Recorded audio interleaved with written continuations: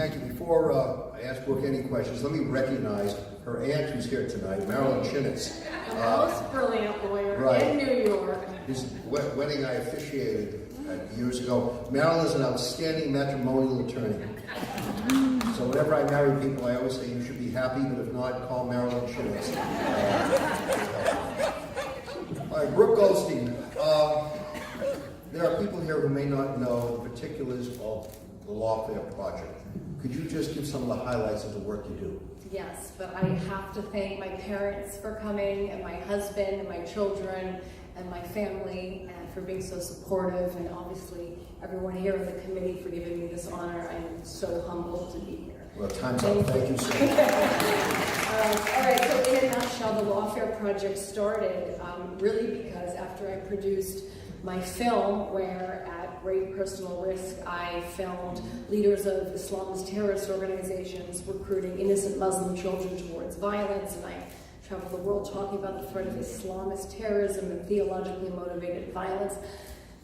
People around me started getting sued. Everybody who was talking publicly about the threat of radical Islam started getting sued, started being called an Islamophobe. And I researched into all the legal funds that are in this country, the Council of American Islamic Relations, the Muslim Legal Fund for America, ACLU, Southern Poverty Law Center. I saw all the human rights violations that were happening and civil rights violations against Jews around the world. And I said, I want to work for the Jewish Legal Fund. You know, where is it? And I met with a mentor, Malcolm Holmein, a wonderful leader of the community, a cubicle in his office, and we started the first ever pro-Israel litigation fund, and we have grown to over 350 lawyers, 33 major law firms. We have filed over 76 legal actions in 16 different jurisdictions around the world to uphold the basic civil rights of the Jewish community. And the underlying motivation is that we have to respect ourselves. If we don't stand up for basic civil rights, nobody will. The truth and the law is on our side, so we have to advocate for ourselves in courts of law around the world. Let's talk about the college campus, because that has become a minefield, a battlefield, and I know you've taken on some major advocacy there on behalf of Jewish students. But let's talk about the crisis on campus. I was reading an article recently where the author said maybe Jewish kids today should consider going to a Christian university. Maybe it's safer for them there in terms of retaining their identity than on many of the secular campuses. Talk about the campus. So what we are seeing right now on the campus space is an alarming rise of unlawful discrimination against students because of their Jewish heritage or their Zionist cultural ethnic identity. And we just actually had a monumental groundbreaking settlement with San Francisco State University, where CSU, the California State University system, agreed to recognize the rights of Jewish students to equal protection, but also recognize that Zionism is an essential part of the Jewish identity, the ethnic, cultural, religious identity. It is the national liberation movement of the Jewish people. We should be proud of it, and expressions of which are protected under state law and under, obviously, the student code. And that was a major victory. But what we're seeing now is Title VI violations, free speech violations, and the most important thing is to empower the students. And it's not their job to become plaintiffs in major litigation. It's their job to go to school and have fun. But at this point, what we're seeing are such violations that it's important the community rallies around when those students do choose to avail themselves through litigation. I want to make a point.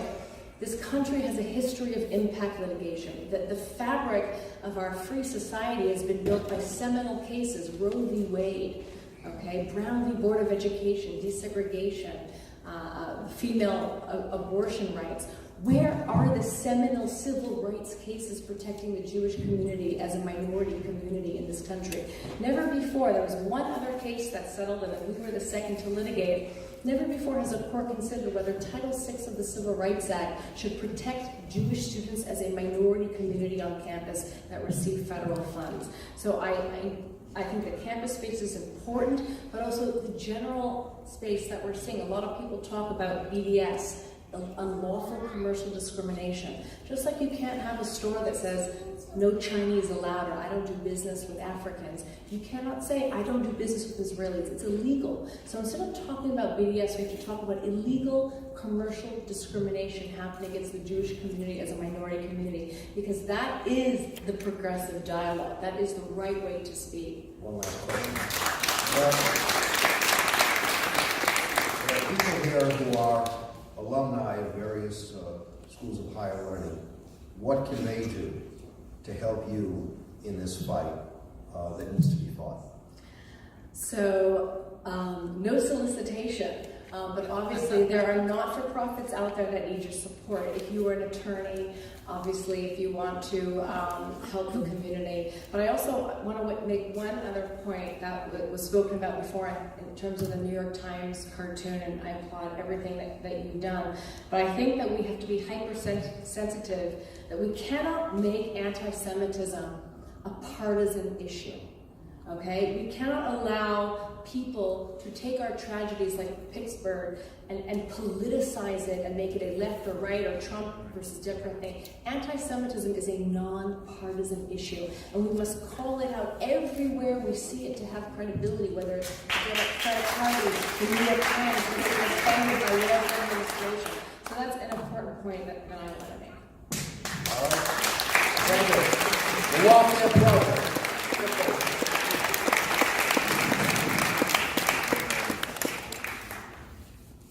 Thank you very, very much. We all know that saying.